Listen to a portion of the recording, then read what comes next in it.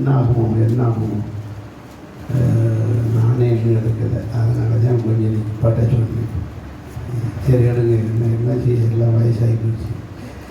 எடுங்க சொல்லுங்கள். என்னாகும் 32:11-12 வாசிங்க. உத்தமமாக என்னை பின்பற்றின கேனேசியனான எப்னியின் குமாரன் காலேப்பும் நூனின் குமாரன் யோசுவாவும் தவிர எகிப்திலிருந்து வந்தவர்களில் 20 வயது முதல் அதுக்கு மேற்பட்ட மனிதர்களில் ஒருவரும் என்னை உத்தமமாய் பின்பற்றாதபடியால் அவர்கள் நான் ஆபிரகாமுக்கும் ஈசாக்குக்கும் யாக்கோவுக்கும் ஆணையிட்டு கொடுத்த தேசத்தை காண்பதில்லை என்று ஆர்டர் போடுகிறார். ஆணை என்ன, அப்பாயின்மெண்ட் ஆர்டர் வந்துருச்சா, ஆணை வந்துருச்சா? அப்போ ஆணை எடுக்கிறாருன்னா என்னது, ஆர்டர் போடுகிறார். ஒருவரும் கானானுக்குள் என்ன செய்வதில்லை. யோமனித்து அனுப்போம். அந்த பிதாவை இந்த வசனத்துக்காக வசனத்தினுடைய ஆழத்தையும் அர்த்தத்தையும் எங்களுக்கு கற்றுத்தரும்படியாக ஜெபிக்கிறோம். ஆண்டவரே, நேற்று போன வாரம் 1ஆம் தேதி வனாந்தர வாழ்க்கையை நான் செழிப்பாக்குவேன், புஷ்பத்தை போல செழிப்பாக்குவேன் என்று வாக்கு பண்ணினேன்.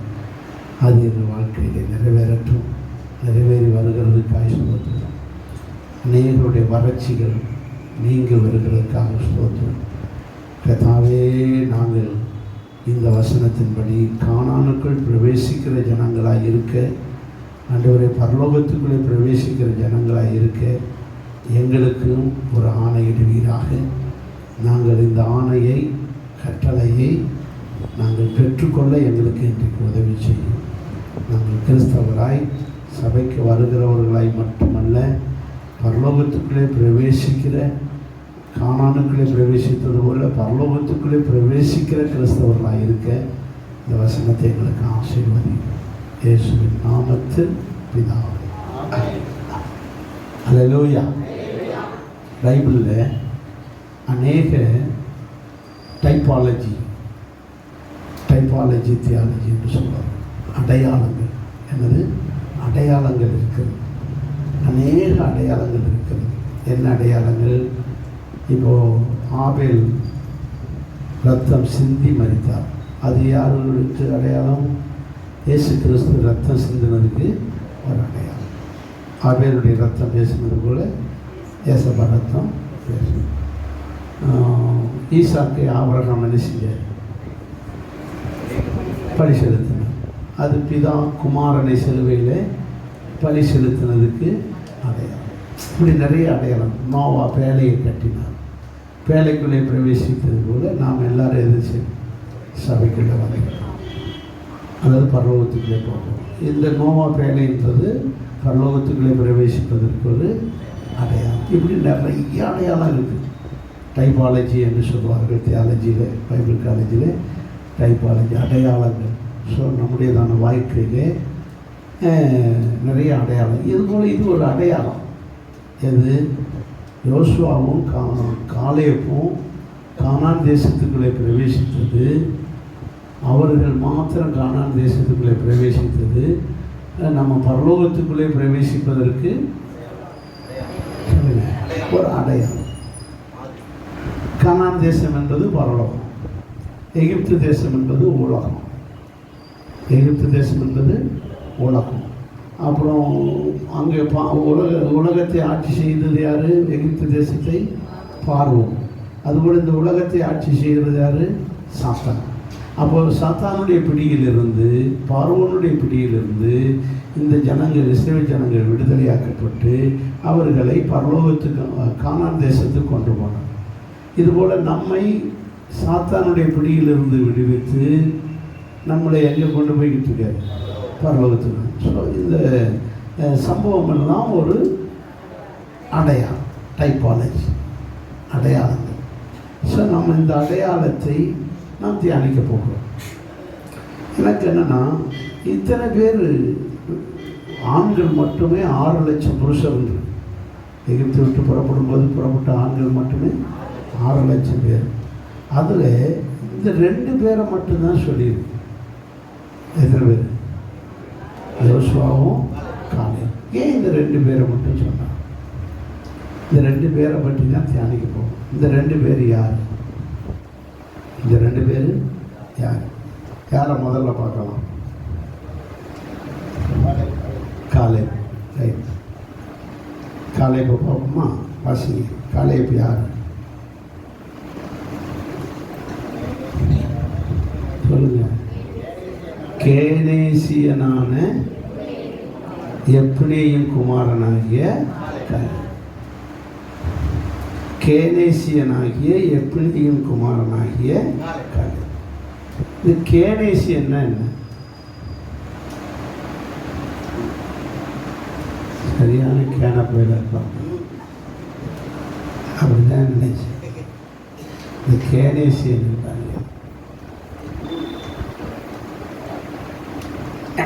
நல்லா கவனிக்கணும். அது ஒருவேளை அவங்க அப்பா பேராக இருக்குமோன்னு தியானம் பண்ண ஆரம்பிக்கும். ஆங்கிலத்திலே அருமையான வார்த்தை கெனிஸ்டி. என்ன பேர்?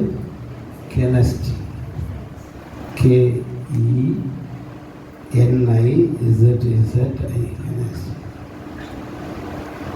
இந்த கெனட்டிஸ் கெனஸ்டிஸ் 2 பேர் இருக்கும். இவங்கெல்லாம் யார் அப்படின்னா இது ஒரு இனம். வாசிங்க ஆதியாகம புஸ்தகம் 15வது அதிகாரம் 18வது வசனத்தை பாருங்கள். ஆபிரகாமோடு உடன்படிக்கை பண்ணி எகிப்து நதி துவங்கி ஐபிராத் என்னும் நதி என்னும் பெரிய நதி வற்றும் உள்ள யாரு? கேனியர், கெனிசியர். சொல்லுங்க. வாசிங்க. அதெல்லாம் கிட்ட வாயில் வர்றது. கத்மோனியரும் எம்தியரும் பெருசியரும் எமோரியரும் ரெப்பாமியரும் கானானியரும் கிர்காசியரும் எபூசியரும் என்பவர்கள் இருக்கிறதுமான இந்த தேசத்தை உன் சந்ததிக்கு கொடுத்தேன். அப்போ ஆபிரகாம் காலத்திலே வாழ்ந்த கானான் தேசத்தில் இருந்த ஜனங்கள் தான் இவர்கள் எல்லாம். யார் காலத்தில்? ஆபிரகாம் காலத்திலே வாழ்ந்த இனங்கள் தான் இந்த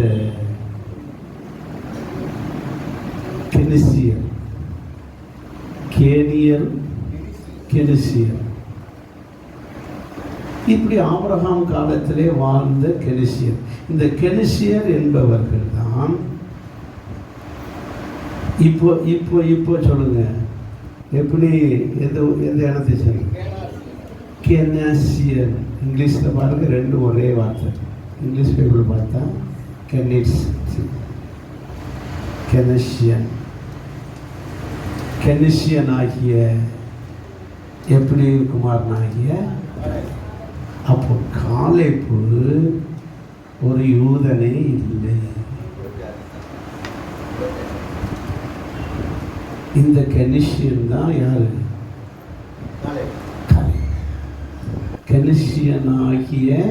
கெனிசியனாகிய எப்படி இவங்க எப்படி இப்படி என்ன நடந்துச்சு? இதெல்லாம் சொல்கிறேன், சரித்திரத்தை சொல்கிறேன். என்ன நடந்துச்சு அப்படின்னு பார்த்தீங்கன்னா, கேட்குதா எல்லாருக்கும்? நான் மெல்ல பேசுகிறேன், ரொம்ப சவுண்டு போடக்கூடாது.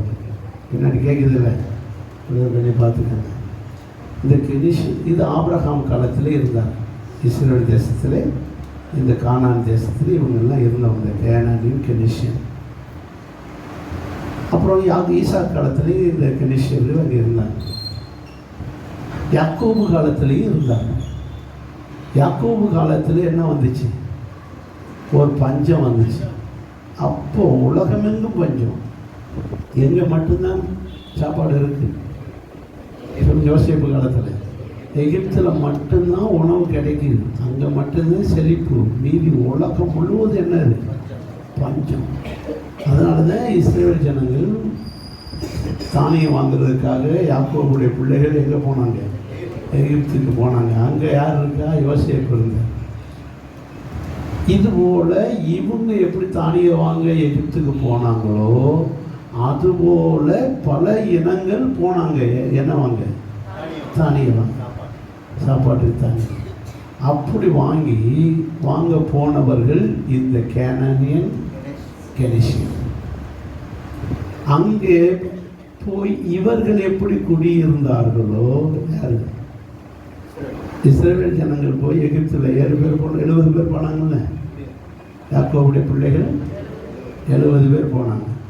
தெரியுதா? வசனம் சொல்லணுமா? நான் வசனம்லாம் எடுத்த நேரமாகுங்க, நான் சுருக்கமாக சொல்கிறேன். யாக்கோபுடைய பிள்ளைகள் எத்தனை பேர் போனாங்க? 70 பேர் போய் யோசேப்பு இருக்கிறதுனால அங்கே தங்கினாங்க. அவங்க தங்கி அங்கே சுகமாக இருக்கிறத அறிஞ்சு இந்த கேனானியன், கெனிசியன் ஆகிய இவங்கெல்லாம், கெனிசியன் ஆகிய இந்த குரூப்பும் போய் அங்கே எகிப்தில் என்ன செய்யுது? தங்குது. ஏன்னா அங்கே தான் பசுமை இருக்குது, அங்கே தான் விளைச்சல் இருக்குது, அங்கே தான் தானியம் கிடைக்குது. தங்கினாங்க. இந்த தங்குனதில் இந்த இஸ்ரவேலர்களும் கெனிசியர்களுக்கும் ஏற்கனவே இங்கேயே பழக்கம் இருக்குது. ஏன்னா இவங்களாம் எந்த ஊருக்காரங்க? கானான் தேசத்துலேருந்து போனாங்க. கதை புரியலையா? கதை சொல்கிறேன், உங்களுக்கு புரியல. பைபிள் சொல்லுங்கள்.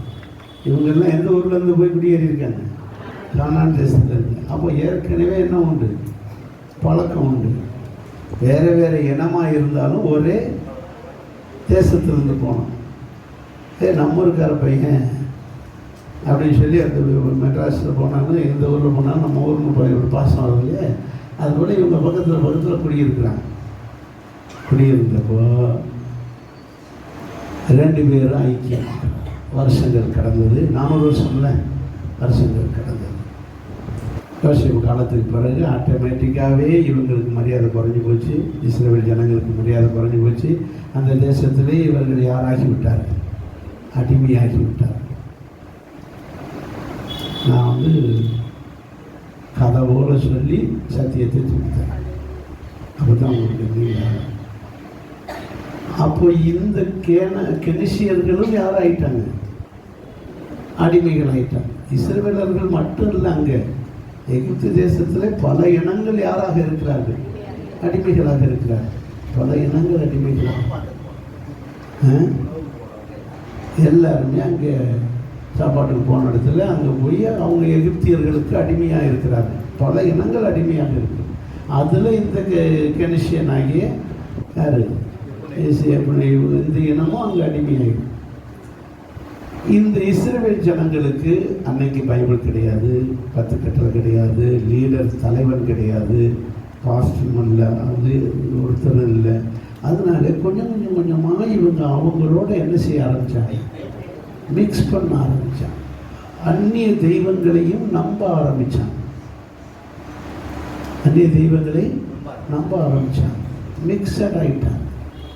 அப்படி மிக்சட் ஆனதில் தான் இந்த கெனிசியன் யூத பெண்ணை கல்யாணம் பண்ணி, யூதா கோத்திரத்து பெண்ணை கல்யாணம் பண்ணி இவனும் யாராயிட்டான்? சொல்லுங்க. யூதன் ஆயிட்டான். காலேப். யாரு? காலேப் பியூர் யூதனே. அவன் யூத பெண்ணை கட்டி, கெனிசியன் ஆகிய அவன் யூத பெண்ணை கட்டி அவன் யாராக மாறிவிட்டான்? யூதனாக மாறிவிட்டான். இது பைபிள் ஆதாரம் இல்லை, தல்மூத் என்ற யூத பாரம்பரியத்தில் இருக்குது. ஆனால் பைபிள் என்ன ஆதாரம் இருக்கு? கெனிசியன் ஆகிய எப்னேயின் குமாரனாகிய அவன் இனத்தை விடலை, அங்கே மென்ஷன் பண்ணிடு. எத்தனை பேருக்கு புரியுது? அல்லேலூயா. இப்போ இஸ்ரவேல் ஜனங்கள் எகிப்தில் அடிமையாக கிடக்காங்க. கர்த்தர் சொல்றாரு தேசத்தை பற்றி. வாசிங்க யாத்திராகம புஸ்தகம் 3ஆம் அதிகாரம் 8ஆம் வசனத்தில் சொல்றாரு,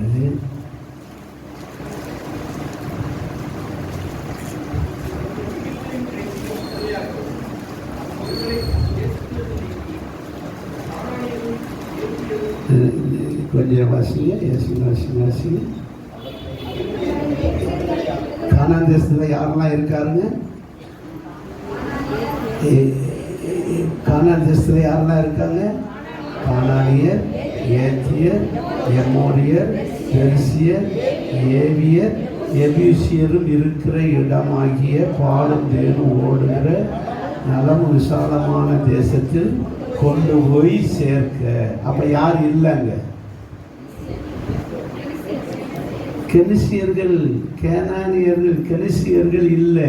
ஆனா அந்த கெனிசியர்கள் யார் காலத்தில் இருந்தாங்க? சொல்லுங்க. ஆபிரகாம் காலத்தில் இருந்த கேனானியர், கெனிசியர் இப்போ இல்லை. எங்க போனாங்க? எகிப்துக்கு போயிட்டாங்க. எகிப்தில் பஞ்சத்தில் கிடக்காங்க. பஞ்சத்துக்காக எகிப்துக்கு போனவர்கள் இப்போ இல்லை. இப்போ சொன்னால் என்ன சொல்லியிருக்கணும்? கேனானியர், கெனிசியர்கள்லாம் இருக்கிற தேசத்தை உங்களுக்கு தருவேன்னு சொல்லணும். அப்போ யார் பேர் மிஸ் ஆகுது? கெனிசியர்கள் பேர் மிஸ் ஆகுது. ஏன் மிஸ் ஆகுது? இவங்க எங்கே போய் செட்டில் ஆயிட்டாங்க? எகிப்தில் போய் செட்டில் ஆகிட்டாங்க. எகிப்தியர்களில் எகிப்திலே இஸ்ரேல் ஜனங்களோடு கூட யாராக கிடக்கிறாங்க? அடிமையாக. இந்த சரித்திரம், இந்த ஹிஸ்டரி, இந்த சத்தியத்தினால வெளியே. இப்போ சொல்லுங்க, இந்த கெனிசியன் ஆகிய காலேப் யூத பெண்ணை அங்கே எகிப்தில் கட்டி யாராக மாறிட்டான்? யூதனாக மாறிட்டான். ஸோ நம்ம பாஷையில் சொன்னால் கன்வெர்டட் கிறிஸ்டியன். சொல்லுங்க, கன்வெர்டட். இப்போ பாருங்க, இன்னொரு வசனம் சொல்கிறேன் பாருங்க. யோசுவா போய் அந்த தேசத்தை பிடிக்கிறார். எந்த தேசத்தை? கானான் தேசத்தை. அப்போ கூட யார் இல்லை அந்த தேசத்தில்? பாருங்க, 5ஆம் அதிகாரம் 3ஆம் அதிகாரம் 10ஆம் வசனம்.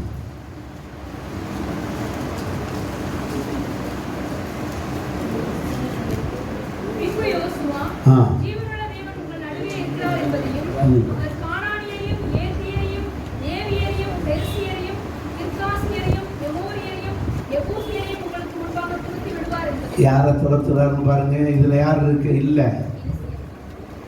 யார் இல்லை? கெனிசியர்கள் இல்லை. ஏன் அங்கே இருக்கு?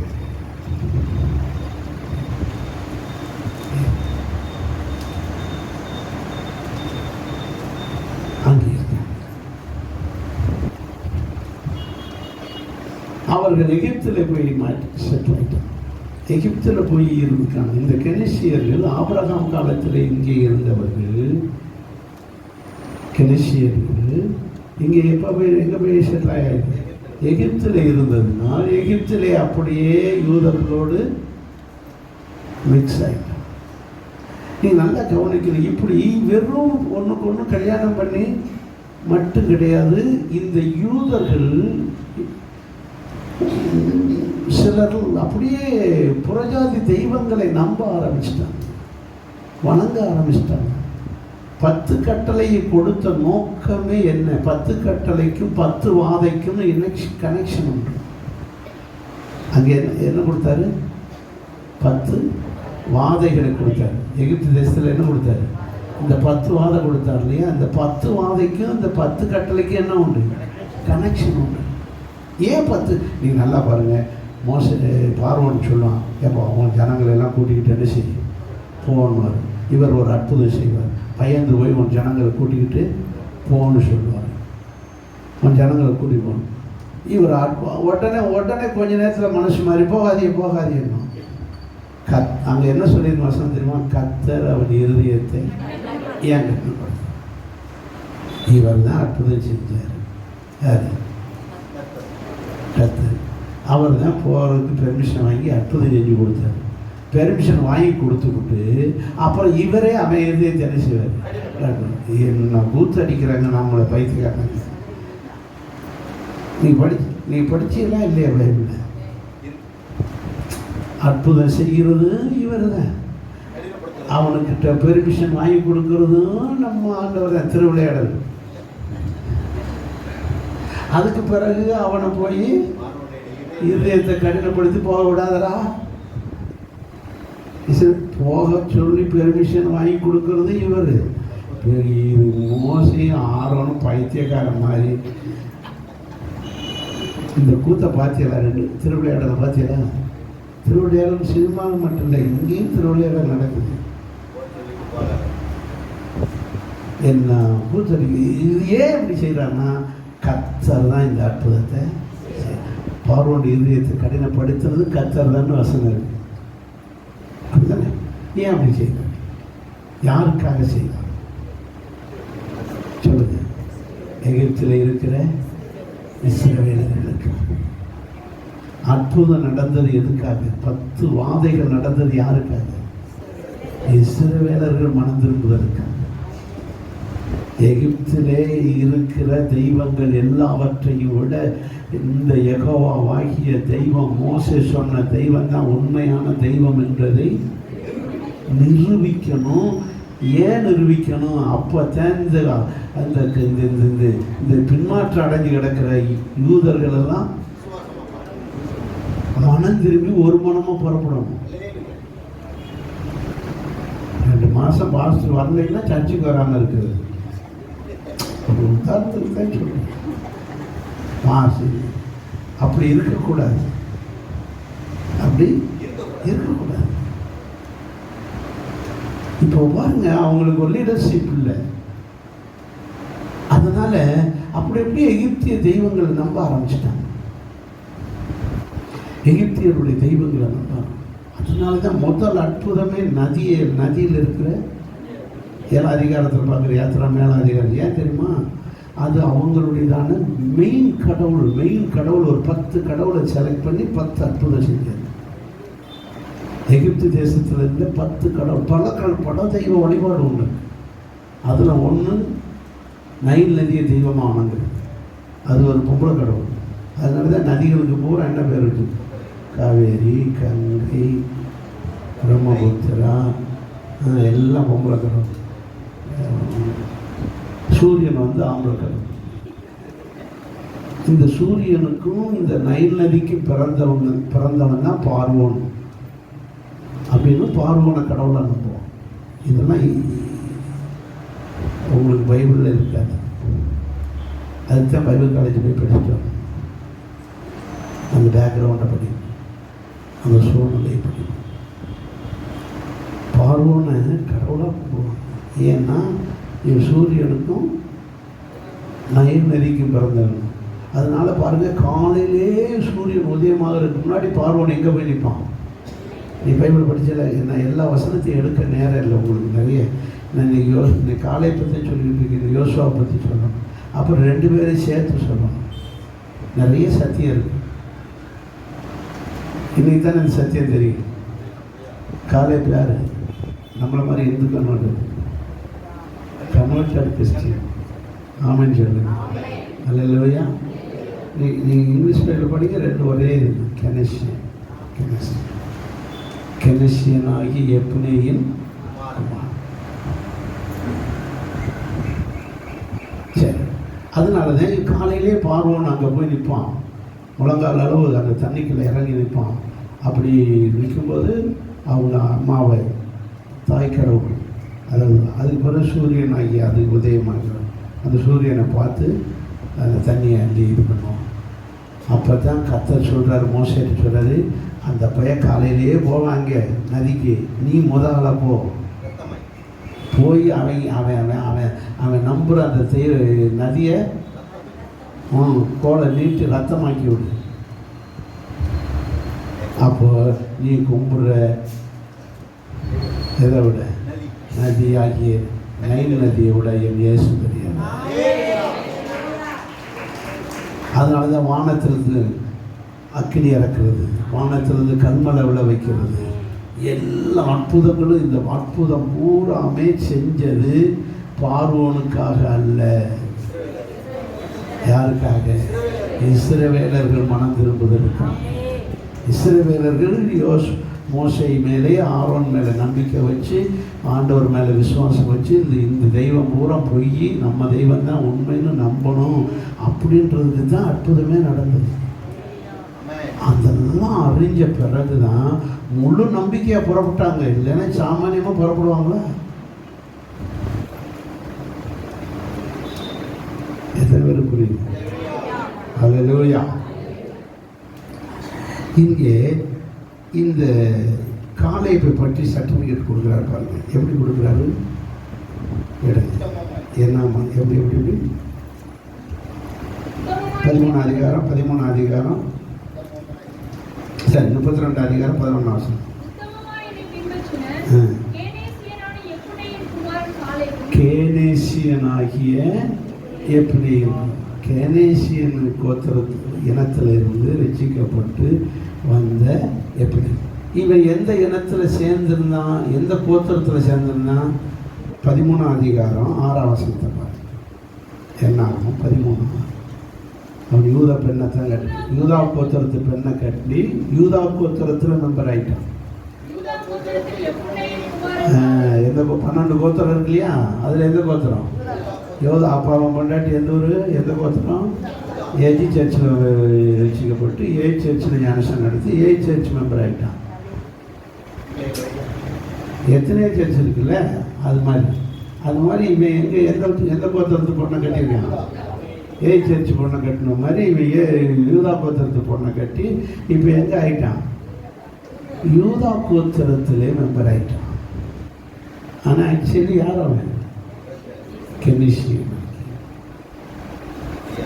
இது வரைக்கும் இந்த சத்தியம் தெரியுமா? இன்னும் நிறைய ஆழமான சத்தியம்லாம் சொல்லித்தரேன். யோசுவா வண்டவாளத்தை ஞாபகம் பாருங்க, நிறைய இருக்கு. சரி, இங்கே வாங்க. இதில் ஒரு முக்கியமான காரியம், இந்த கெனிசியனாகிய இந்த காலேபு உத்தமமாக என்னை பின்பற்றினவனையா. இவன் ஆண்டவரை அறிந்ததிலிருந்து எப்படி பின்பற்றுகிறான்? புறப்பட்டதிலிருந்து மட்டும் இல்லை, அறிஞ்சதிலிருந்தே பின்பற்றின. அதனால தான் இவன் என்ன செய்யறான்? யூதா பெண்ணை கட்டி விருத்த சேதனம் பண்ணி சர்ச்சுக்கு போனதிலிருந்து உண்மையாய் பின்பற்றினான். இவன் இடையில இஸ்ரவேல் ஜனங்களோடு புறப்பட்டவன் அல்ல. அவன் சின்ன பிள்ளையிலேயே, அவங்க அப்பா காலத்திலேயே யாரா மாறிட்டான்? விருத்த சேதனம் பண்ணி ஆண்டவர். அதனால கடவுள் இடையில விசுவாசம் வைக்கிறத விட நீ ஆண்டவரை அறிஞ்சதிலிருந்து உண்மையா இருக்கணும். ஆமென். ஆண்டவரை. அதனாலதான் அவனை சொல்றாரு, அவன் என்னை உத்தமமாய் பின்பற்றினபடியா. சொன்ன உத்தமமாய் என்னை பின்பற்றினபடியா, உத்தமமாய் பின்பற்றினபடியா. ஆண்டவரை பின்பற்றுறது கூட ஆண்டவர் நம்மளை பெர்ஃபெக்டா பார்க்கிறார். இப்போ நீங்கள் சர்ச்சுக்கு வர்றீங்க, அதில் என்ன இருக்குன்னு பார்த்துக்கிட்டே இருப்பாங்க.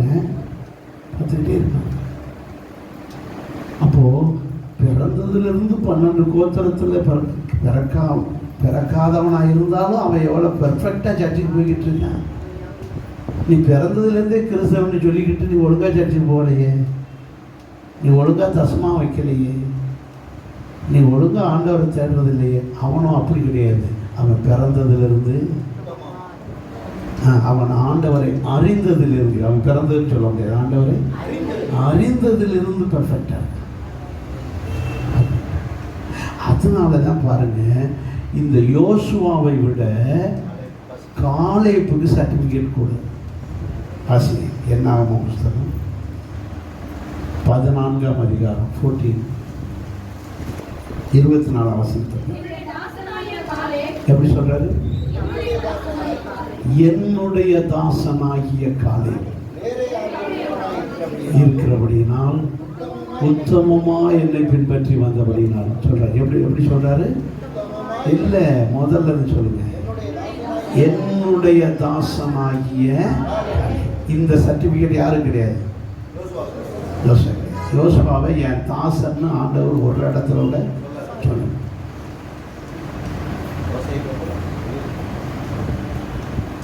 யோசுவாவுக்கு இந்த சர்டிஃபிகேட்டே கிடையாது. ஆனால் மோசேக்கு அடுத்த தலைவன் யார்? யோசுவா பற்றி படிப்பான். யோசுவா பற்றி சொல்கிறேன். ஒரு இடத்துல கூட என் தாசன்ற பேரே கிடையாது. ஆனால் மோசே சொல்லியிருக்காரு, என் தாசனாகிய மோசேன்னு இருக்கார்.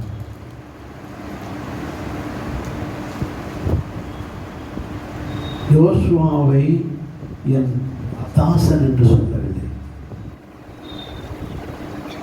ஆனால் அவன் கிறிஸ்டியன். ஆனால் அவன் ஒரு பின்மாற்ற கிறிஸ்டியன். உங்களுக்கு அப்புறம் யோசுவா பற்றி அடிக்கிற பாருங்க.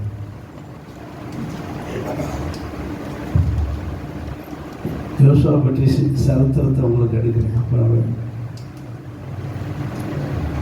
யோசுவாவுக்கு கிடைக்காத ஒரு சாட்சி யாருக்கு உண்டு?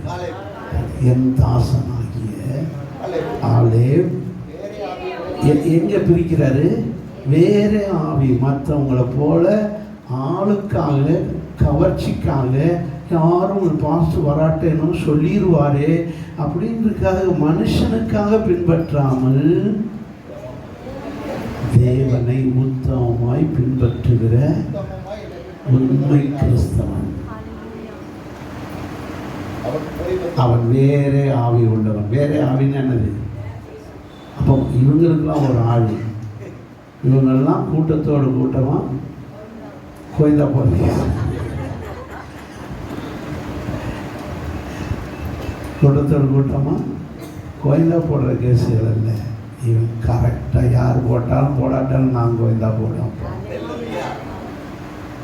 யார் போனாலும் போகாட்டாலும் நான் ஆண்டவர். என்ன இவன்ட்டு என்ன ஆவி? நான் கரெக்டாக நான் கரெக்டாக சர்ச்சுக்கு போகிறேன். நான் கரெக்டாக தசமம். நான் கரெக்டாக ஆத்மாக்கள் சத்தியம். நான் கரெக்டாக இருப்பேன். நான் பைபிள் படிக்கிறேன். இவன் மற்றவர்களோடு மற்றவங்க செஞ்சாத்தான் செய்வேன். அவங்கெல்லாம் கை தட்டாமல் இருக்காங்க, நான் மட்டும் எதுக்கு தட்டணும்? அவங்க தட்டினாத்தான் தட்டுவேன். இல்லை, நீ யார் தட்டாத்தான் நான் தட்டிக்கிட்டு இருப்பேன். இவன் வேறே யாரை எதிர்பார்த்தல்ல, தான் தேவனை சரியாய். இதையெல்லாம் கடவுள் வாட்ச் பண்ணிக்கிட்டே வர்றாரு. இவன் என்னைக்கு நம்ம ஆளோட சேர்ந்தானோ அன்னைக்குலேருந்து அவனை வாட்ச் பண்ணுறாரு. அவன் கரெக்டாக இருக்கான். அதனால தான் அவன் வேறே. அவங்க கணேஷிய பொண்ணை கட்டாமல் உண்மையான தெய்வம் இயேசுவா தான் இருக்காரு, அவரில் தான் நம்மளை சேரணும் அப்படின்னு சொல்லி அவன் அங்கேயே டிசிஷன் எடுத்து சொந்த பந்தங்கள்லாம் விக்கிரகத்தை கும்பிட்டாலும் இவன் தனியாக இயேசுவை கும்பிட தீர்மானம் எடுத்து அவன் அங்கேயே அவன் ஆவி என்ன செய்யுது? வேறு ஆவியாக இருந்து நம்மளும் இருக்கணும். அதனால அவன் என்னை உத்தமமாய் பின்பற்றினபடியால்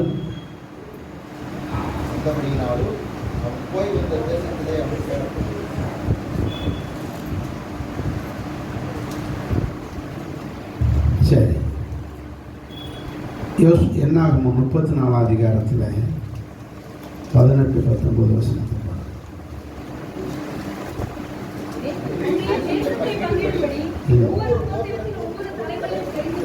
ஒவ்வொரு கோத்திரத்துக்கும் ஒவ்வொரு தேசத்தை இப்போ யோசுவா தலைமையில் போய் தேசத்தை பிடிச்சாச்சு. இப்போ பிடிச்ச தேசத்தை என்ன செய்யணும்? பங்கிடணும். அப்போ ஒவ்வொரு கோத்திரத்துக்கும் ஒரு தலைவனை கொடுத்து அந்த தலைவன்கிட்ட கொடுத்தாச்சுன்னா அவன் அவன் குடும்பத்துக்கு தக்கன தேசத்தை என்ன செஞ்சுக்கிறான்.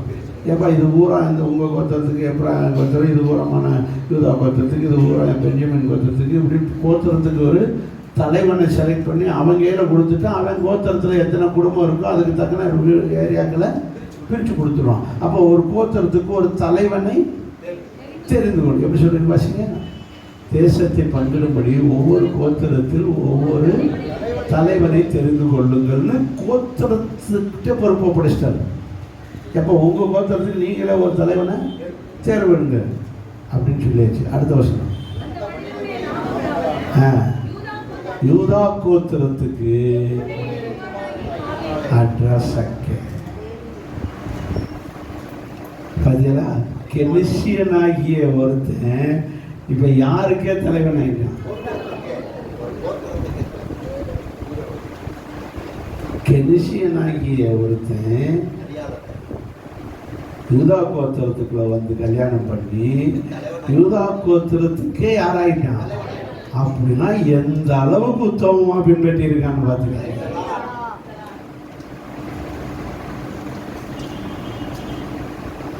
இல்லையா சொல்லுவோம். அதனால என் தாசனாகிய காலை போவென்றால் இந்த தாசன் சர்டிபிகேட் யாரும் கிடையாது, கிடையாது. என் தாசனாகிய காலை போவென்றால் வேறே ஆகும். புரிஞ்சுதா? ஆமே ஆமே ஆமே. சரி, யோசுவா பற்றி கொஞ்சம் 10 நிமிஷம் அப்புறம் யோசுவா பற்றி பாருங்க. இந்த யோசுவா யார்? வாசிங்க, மறுபடியும் வாசிங்க. நூனின் குமாரனாகிய, பிரயோஜனமாக இருக்கா? புரியாத சக்தி எங்கேயுமே நீங்கள் பார்க்க முடியாது. சொல்லுங்க, இல்லையா? சொல்லுங்க. யோசுவா யார்? வாசிங்க. நூனின் குமாரனாய், வாசிங்க.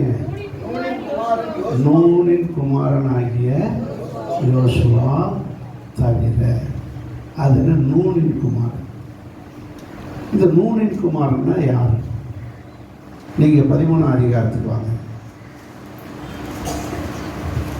8ஆம் வசனத்தில் பாருங்க.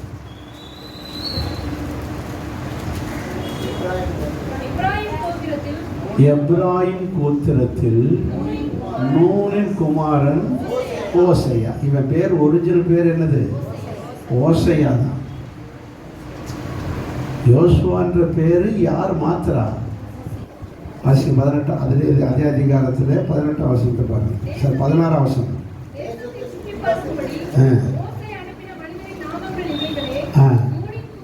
நூனின் குமாரனாகிய ஓசையாவுக்கு யோசுவா என்று மோசே.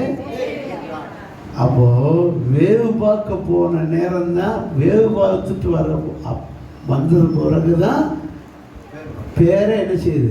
மாறுது. அது வரைக்கும் அவர் பேர் என்னது?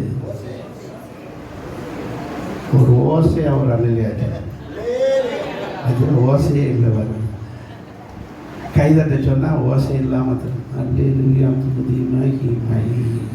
கை ஏதாவது சவுண்டு வந்துச்சா? செலுத்திடுவோம் கை அப்படியே சின்சியராக கையை தட்டுற மாதிரி. ஆனால் ஒரு சவுண்டும் இதே போல தான் ஓசையான்னு ஒரு ஓசையே இல்லை. ஓசையா இல்லாத, ஓசை இல்லாத மனுஷனை இந்த மனுஷன் வேறு பார்த்துட்டு வந்து விசுவாச வார்த்தைகளை சொன்ன போதுதான் அது வரைக்கும் இவன் பழைய ஆளா தெரிஞ்சிருக்கான். புரிஞ்சவங்க? சரி, முதல்ல இந்த என்ன பார்த்துறோம் சொல்லுங்க. எப்ராயிம் கோத்திரத்தை சேர்ந்து நூலின் குமாரன். இந்த நூல் என்ற யார் அப்படின்னா நல்ல முக்கியமான செய்திங்க. எபிரேய எழுத்துக்கள் 22 எழுத்துக்கள், ஆங்கில எழுத்துக்கள் 26. எபிரேய எழுத்துக்கள் 22 எழுத்துக்கள். எத்தனை எழுத்துக்கள்? 22. எபிரேய மொழி வந்து பரலோக தேவன் பேசினப்போ அவர் தான் அந்த பாஷையில் யார்கிட்ட பேசுகிறார்? ஆதாம்கிட்ட பேசுகிறார். யார்? பரலோகத்தின் தேவன் எபிரேய மொழியில் யார்கிட்ட பேசுகிறார்? அப்போ பரலோகத்தில் பேசின பாஷை தான் என்னது? எபிரேய மொழி. அந்த பாஷையில் ஆதாம் மண்ணினால் செஞ்சுட்டு ஆதாம்கிட்ட என்ன மொழியில் பேசுகிறார்? எபிரேய மொழியில் பேசுகிறார். அப்போது பேசி பேசி ஆதாம் அந்த மொழியை கற்றுக்கிட்டார். அப்புறம் அவர் பொண்டாட்டிக்கு 2 பேரும் எபிரேய மொழி பேசும். அப்புறம் அவங்க பிறக்க அவங்கவுங்க பிள்ளைகள் கூட அந்த மொழியே பேசிக்கிட்டு வருது. சேர்த்து பேசுகிறாரு. அப்புறம் ஏனோக்கு பேசுகிறாரு, நோவா பேசுகிறார். அவங்க பிள்ளைகள்லாம் அவங்க மொழி தானே அவங்க பிள்ளைகள் கற்றுக் கொடுப்பீங்க. இப்படி எபிரேய மொழி வந்து பரலோகத்தின் மொழி பரலோக வாசம் அப்படி அவங்களும் பேசி. இப்போ நோவாவுடைய மகன் யார்? சேத்துடைய வம்சத்தில் யார் வர்றா? ஆபிரகாம் பேசுகிறார். இப்படி அவங்க தலைமுறையாக இந்த மொழி பேசிக்கிட்டே வருது. மோசே காலம் வரைக்கும் என்ன கிடையாது? எழுத்து வடிவம் கிடையாது.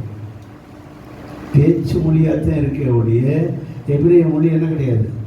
எழுத்தே கிடையாது. எழுத்து வடிவம் வரலை, இன்னும் எழுதவே. மோசே தான் கர்த்தர் தான் முத எழுதி கொடுக்குறார். 10 கட்டளை கற்பனைகள் எழுதுகிறார். அப்போது 40 நாளாக மலையில் என்ன பண்ணார்? எபிரேய மொழியை எழுத்து வடிவத்தில் கற்றுக் கொடுத்தாரு. யாருக்கு?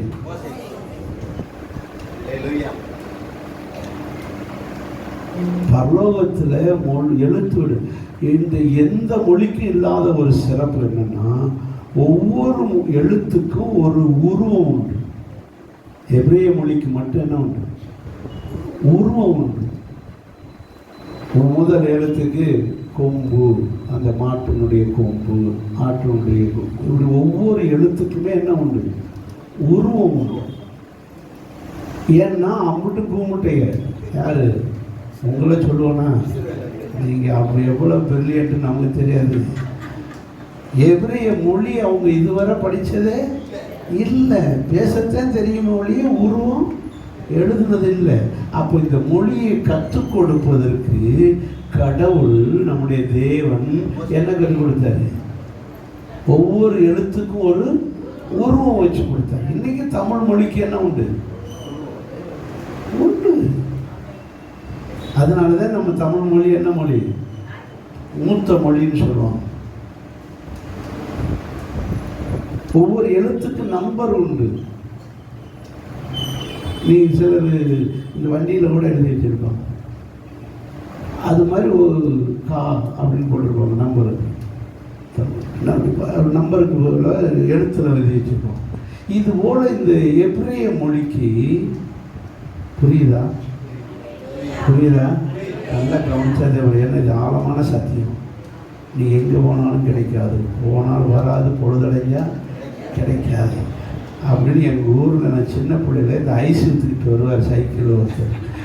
அவர் சொல்லுவார், ஐஸ் விற்றுக்கிட்டு வர்றார், போனால் வராது, பொழுதடைஞ்சா கிடைக்காது, ஐஸுன்னு வரு. அப்போ தான் எனக்கு ஐயோ இவர் இன்னும் வரமாட்டாரேன்னு விழுந்து அடித்து ஓடி போய் ஐஸ் வாங்கிக்கிங்க. அப்போ ஐஸ் என்ன பண்ணுங்க. அது மாதிரி நீங்கள் மறுபடியும் கிடைக்காது. இப்படி ஒரு எபிரேய மொழியை முதலாக மோசேக்கு கற்றுக் கொடுக்குறாரு எழுத்து வடிவத்தில். அதை படிச்சுட்டு வந்து இவர் மக்களுக்கு முதல் எழுத்து அப்படின்னு அந்த எழுத்தை சொல்லிட்டு அந்த எழுத்தை புரிய வைக்கிறதுக்கு ஒரு படத்தை காட்டுவார். யாரு? மோசே. ஜனங்களுக்கு இந்த எழுத்து கத்தர்கா. அப்போ இந்த படத்தை வச்சே அவங்க என்ன செஞ்சிருவாங்க? உச்சரிச்சிருவாங்க. அதனால எபிரேய மொழியில இந்த நூன் என்ற ஒரு எழுத்து உண்டு. என்ன எழுத்து? நூன். இந்த நூன் என்ற எழுத்து எபிரேய மொழியை படித்தவங்க நீங்கள் புரிஞ்சுக்கங்க, கேட்பீங்க. நூன் என்ற எழுத்துக்கு என்ன உருவம் கொடுத்துருக்குன்னா பாம்பு.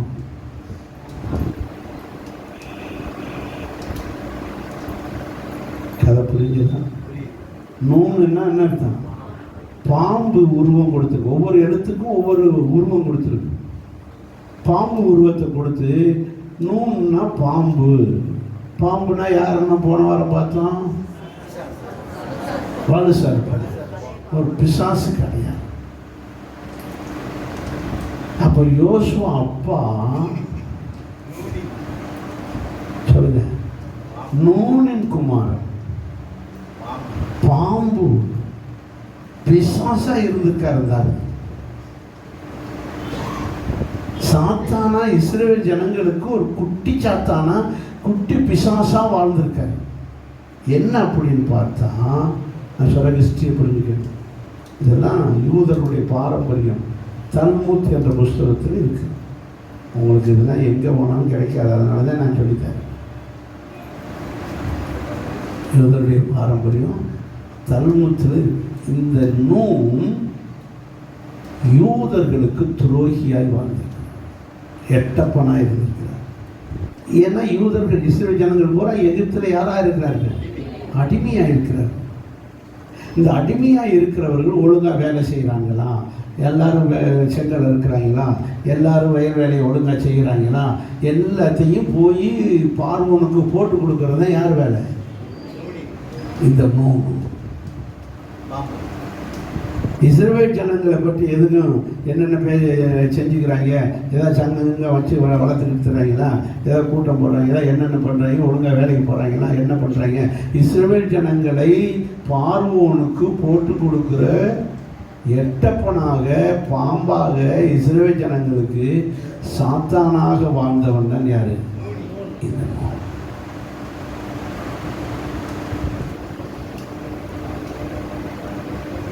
இந்த நூன் இவன் இந்த மாதிரி நடந்துகிட்டதுனாலே பார்வோனுக்கு இவன் யாராக மாறி விடுகிறான்? செலவிடமாக. அதனால இவன் மகனாகிய ஓசையாவை, யாருடைய மகன்? நூனின் ஓசையாவுக்கு பார்வோனுடைய பள்ளிக்கூடத்தில் படிக்கிறவனா இருக்கான். அவனுக்கு எகிப்தியருடையதான சகல கலைகளையும் படிக்கிற வாய்ப்பு கிடைக்குது. யாருடைய மகனாயிட்டான்? நூனுடைய மகன். நம்மாலியா. அதனால இவன் பெரும்பாலும் எங்கே தான் பழகிக்கிட்டு இருப்பான்? இந்த ஓசையா அரண்மனையில் தான் பழகுவான். நீங்கள் மோசை எப்படி வளர்ந்தாரு தெரியுமில்ல? ஆதியாகமும் எனக்கு கொஞ்சம் வசனம் ஒன்று சொல்கிறேன். 7ஆம் அதிகாரம், அப்போஸ்தலர் நடவடிக்கை 7ஆம் அதிகாரம் 22 பாருங்க.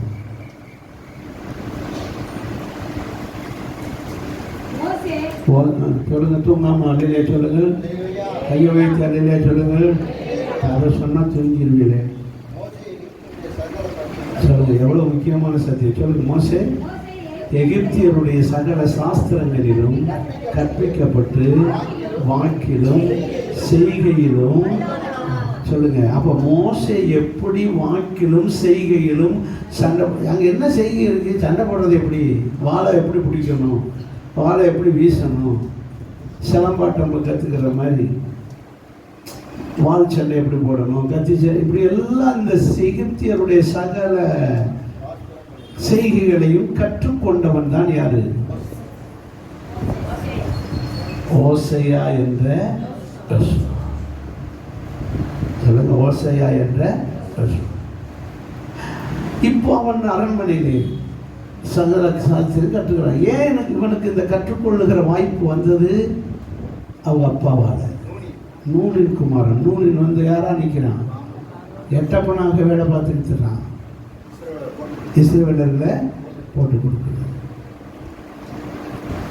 இப்படி இருக்கிற நேரத்தில் மோசையும் ஆரோனும் பார்வோனிடத்துல போய் தங்களுடைய கோலை கீழே போட்டு ஆளாக்குறாங்க, பாம்பாக்குறாங்க. அப்புறம் இது பண்ண இந்த அற்புதத்தை எல்லாம் யாரு பார்க்குறான்? போச்சு. ஓசையா என்ற இந்த அற்புதத்தை பார்த்த உடனே யோசுவாவுக்கு, அந்த ஓசையாவுக்கு மோசை மேலே ஆரோன் மேலே என்ன வருது? இந்த எகிப்திய இந்த நம்ம தெய்வங்களை விட இவர் பயங்கரமான ஆளாக இருக்காரு, நம்ம அப்படின்னு சொல்லி நம்ம ஆண்டவர் மேலே என்ன வைக்கிறான்? விசுவாசம் வைக்க ஆரம்பிக்கிறான். அதில் இருந்து மோசை பின்னாடி அலைகிறான். ஏன்னா மோசை செய்கிற அற்புதங்களை பூரா பார்க்குறான். அடுத்து பார்வோன் அங்கே போய் இந்த தண்ணியை, மோசை இந்த தண்ணியை ரத்தமாக மாற்றுறது, அது இது எல்லா அற்புதங்களையும் பார்க்க பார்க்க பார்க்க பார்க்க இந்த ஓசையா என்கிற யோசுவா யாரை இருக்க பிடிச்சிக்கலாம்? மோசையை பிடிக்க ஆரம்பிக்கிறான். அன்னைக்கிலிருந்து மோசையை பின்பற்ற ஆரம்பிக்கிறான். கூட்டு புரிஞ்சவங்க அல்லையா? ஏன் இந்த யோசுவா மோசையை பின்பற்றார்? எப்போ பின்பற்ற ஆரம்பிச்சாங்கன்னா இதில். ஏன்னா இவங்களும் மந்திரவாதி, எகிப்திய மந்திரவாதிகளும் கம்பை எதாவது மாற்றுறாங்க, பாம்பா மாற்றுறாங்க. நம்மளோட பாம்பு என்ன செய்யுது? அவலத்தை முழுங்கிட்டு அது வாட்டி நிற்குது. இந்த அற்புதத்தெல்லாம் பார்க்க பார்க்க இவன் மோசை மேலே நம்பிக்கை வைக்கிறான், மோசையை பின்பற்ற ஆரம்பிக்கிறான். இந்த ஆத்துல இருந்து பின்பற்ற ஆரம்பிக்கிறேன்.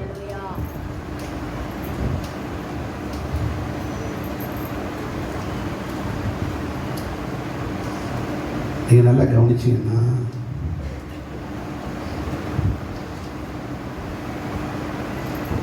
இப்போ இஸ்ரவேல் ஜனங்களுக்காக என்ன செய்யறாரு? மோசே பல அற்புதங்களை செஞ்சார். இது பூரா கூட நின்று பார்த்தவன் அனுபவிச்சவன் இந்த யோசுவா. ஒரு சம்பவத்தை சொல்றேன். யாத்திராம புஸ்தகம்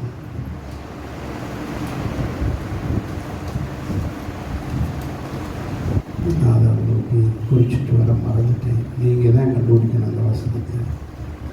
14 அதிகாரத்தில் எகிப்திலிருந்து புறப்படுறாங்க. படித்தேன், அதை எழுதலை. எகிப்திலிருந்து இஸ்ரவேலர் யாவரும் புறப்படுறாங்க இல்லையா? அப்படி புறப்படும்போது யூதர்கள் இஸ்ரவேலர்கள் மட்டும் எகிப்தை விட்டு புறப்படலை, புறஜாதிகளும் புறப்பட்டு வந்தார்கள். வாசிங்க அந்த வசனத்தை.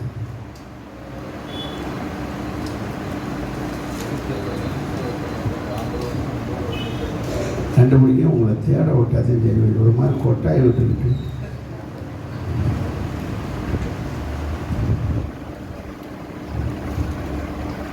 எகிப்திலிருந்து புறப்படும்போது இஸ்ரவேலர்கள் புறப்படும்போது இஸ்ரவேலர்கள் மட்டும் வரலை. வாசிங்க 12 அதிகாரம் 38 வசனம். வாசிங்க. Very good. வாசிங்க.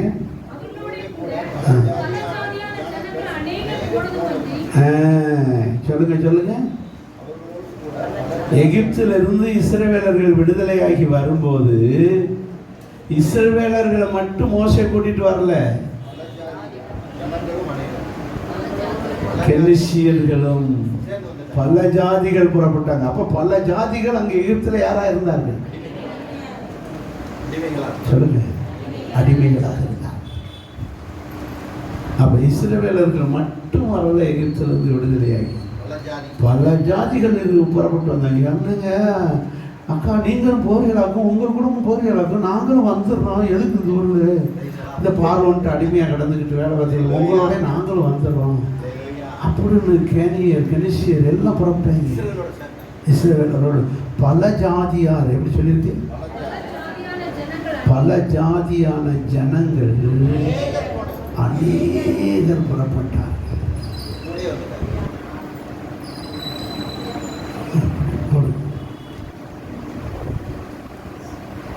அப்போ பல ஜாதிகள் புறப்படுறான்னா பல ஜாதிகள் அந்த அற்புதத்தை பார்க்கிறான். இந்த வாதைகள் 12 வாதைகளை பார்க்கிறான். மோசே ஆரோன் செய்த எல்லா அற்புதத்தையும் பார்க்கிறாங்க. ஏன்னா எகிப்தியர்கள் வீட்டுக்குள்ள தவளை போகுது, இஸ்ரவேலர்கள் வீட்டுக்குள்ள போகல. இவங்க தலையில பேன் இருக்கு, இவங்க தலையில பேன் இல்லை. நம்ம பிள்ளைகள் பள்ளிக்கூடத்துல போய் பேனை வாங்கிட்டு வந்துருது. அது வாங்கிட்டு வந்து வீட்டில் இருக்கிற அவங்க அம்மாவுக்கு எல்லாருக்கும் பரப்பி வச்சிருது. இது அம்புட்டு தெரிஞ்சுக்கிட்டு நிற்கிது. இப்படி பேன் ஒரு ஆளோட நிற்காம வீடே பரவுற பேனுக்கிட்ட. ஆனா இஸ்ரவேல் ஜனங்கள் தலையில மட்டும் என்ன இல்லை? பேனே இல்லை. பேனுன்னு உங்களுக்கு இன்ட்ரெஸ்டா புரியும் பாருங்க. எப்படி பேன் சீப்பு வீட்டில் வாங்கி வச்சிருப்பீங்க?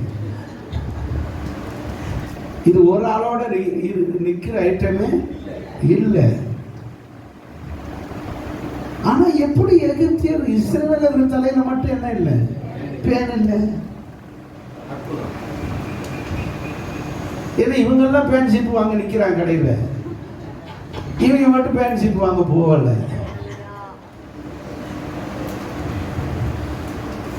இந்த அற்புத டிஃபரன்ஸ் எல்லாம் பார்க்கிற புறஜாதிகள் எகிப்தியர் மட்டுமல்ல மற்றவர்களும் பார்த்துட்டு இஸ்ரவேலர்கள் புறப்படும் போதே இவங்களும் புறப்பட்டாங்க.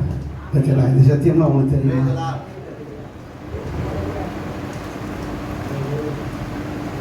இதே 2 மாதம் என்னை போட்டு எடுத்துருக்காரு. நம்மளும் பொறுமையாக பைபிளை படித்து என் ஜனங்களுக்கு போய் அப்படின்னு சொல்லிக் கொடுங்க. நிறைய படித்து வச்சுருக்கீங்க ஒரு நாளைக்கு.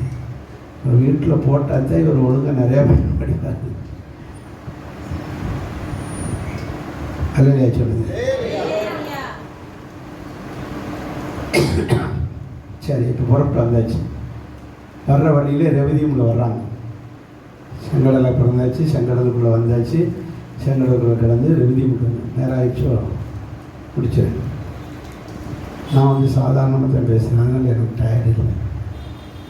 ரெவதியமுக்கு வந்தேன். ரெவதியமில் வந்தால் அமலேக்கியர்கள் எதுக்கு வராங்க? சண்டைக்கு வராங்க. யார் வர்றா? அமலேக்கியர்கள் சண்டைக்கு வந்தாங்க. 17 அதிகாரத்தில் யாத்திராமும் 17 அதிகாரம் அமலேக்கியர்கள் சண்டைக்கு வந்தாங்க. சண்டைக்கு வந்த உடனே 8ஆம் வசனத்தில் வந்து ரெவிதியமிலே இஸ்ரவேலரோடு என்ன பண்ண வர்றாங்க? யுத்தம் பண்ண வர்றாங்க. ரெவிதியமில் யுத்தம் பண்ணாங்க. யுத்தம் போட்டு யுத்தம் பண்ணி இவங்களுக்கு பழக்கமே இல்லை. இவங்களுக்கு மம்பட்டி பிடிக்க தெரியும், அருவா பிடிச்சி கருதற்க தெரியும்.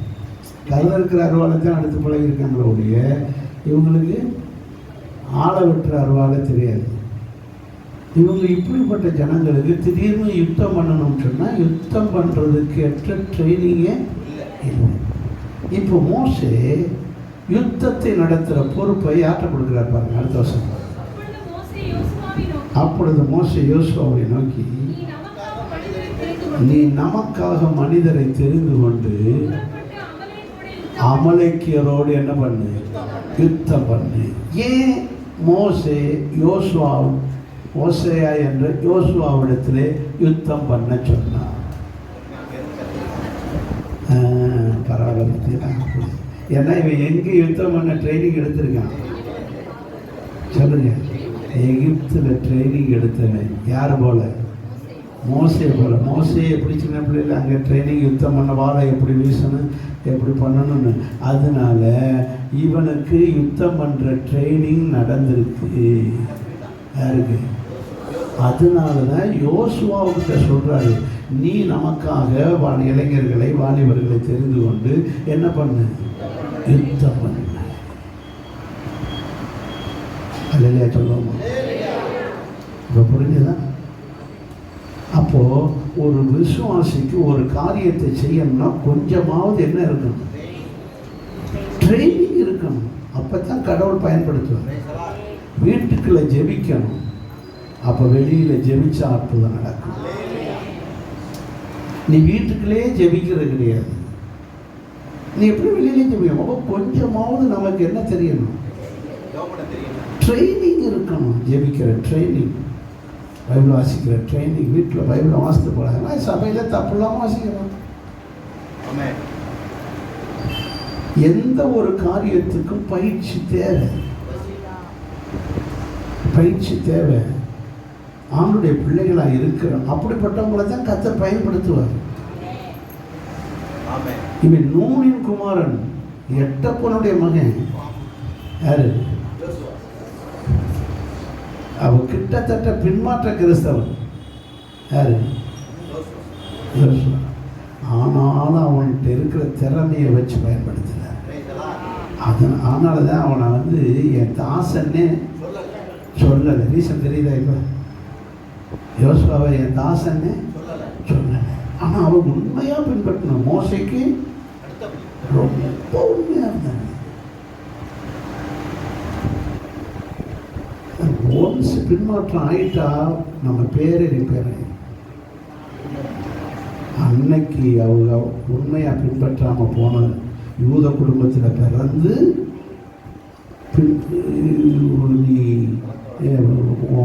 எகிப்தியருடைய இதுகளோட பழக்கம் வச்சு நீ இப்படி பின்வாங்கி போனதுனால இன்னைக்கு வரைக்கும் ஆண்டவர் அவனை என்ன செய்கிறார்? தாசன்னே சொல்ல மாட்டேங்கிறாரு. அவருக்காக யுத்தம்லாம் பண்ணுறாங்க. தேசத்தையே அவர் மோசைக்கு பிற தலைவனை நியமிக்கிறாரு, தேசத்தை பிடிக்க வைக்கிறாரு, பங்கிட வைக்கிறாரு. ஆனாலும் அன்னைக்கு நீ எனக்கு துரோகி தானடா, அன்னைக்கு நீ எனக்கு துரோகி தானே.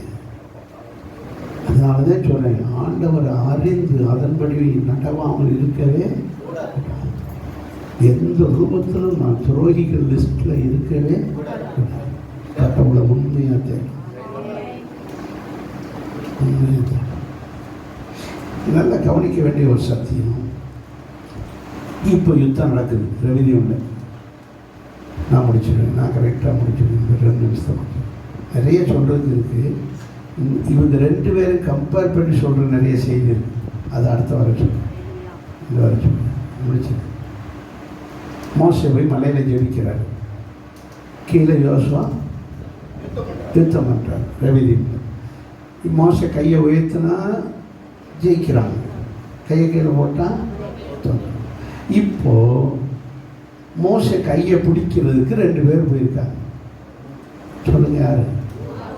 ஊரும் வெளியூரும். ஊரும். இந்த ஊருன்றது ஆபிரகாமுடைய பிறந்த ஊருக்கு பேரே ஊர் தான்.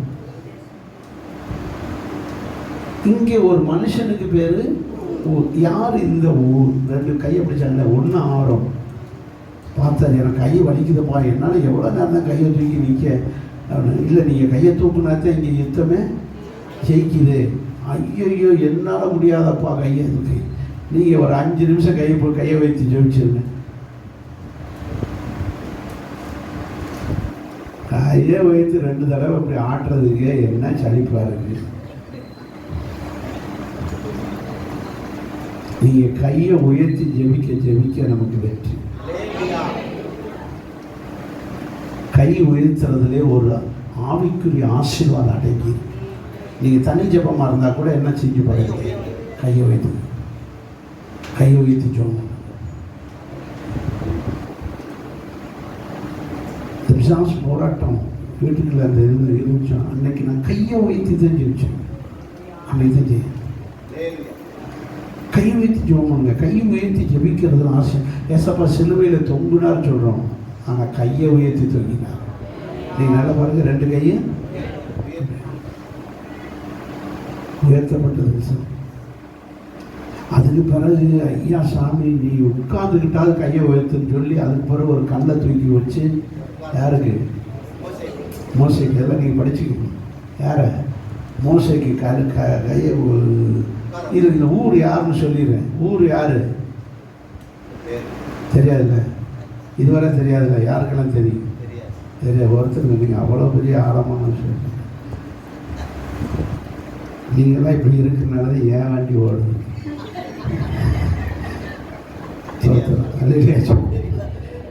சரி, ஒன்று ஆரோன்னா யாரு? அண்ணன், கூட பிறந்த அண்ணன். இந்த ஊர் யாருன்னா மிரியாமுடைய புருஷன், மச்சான், அக்கா மாப்பிள்ளை. அண்ணன் சொல்ல மாட்டேங்குது. இவ்வளோ கண்டுபிடிச்சு சொல்லி கொடுத்துருக்குறேன். இந்த ஊர் யார் தெரியுமா? மோசையுடைய மச்சான், அக்கா மாப்பிள்ளை. யாருடைய? மிரியாமுடைய மாப்பிள்ளை. இங்கிட்ட ஒரு மச்சான், இந்த பக்கம் அண்ணன். 2 பேரும் கையை பிடிச்சிக்கிட்டு, மாப்பிள்ளை நல்லா கையை பிடிக்க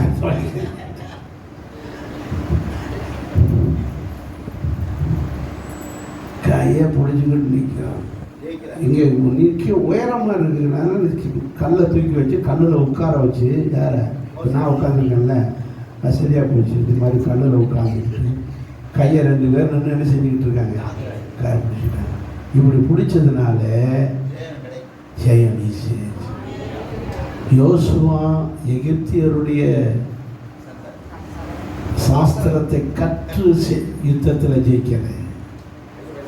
வெற்றி யோசுவாவினால் அல்ல, அவன் கற்ற வித்தையினால் அல்ல, மோசேயின் ஜெபத்தினால்.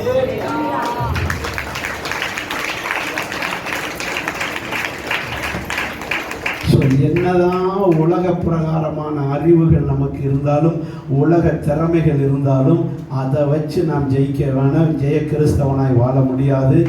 என்னதான் உலக திறமைகள் இருந்தாலும் அதை யூஸ் பண்ணிக்கிறாரே ஒழிய அதை வச்சு வெற்றி அல்ல. ஜெபத்தை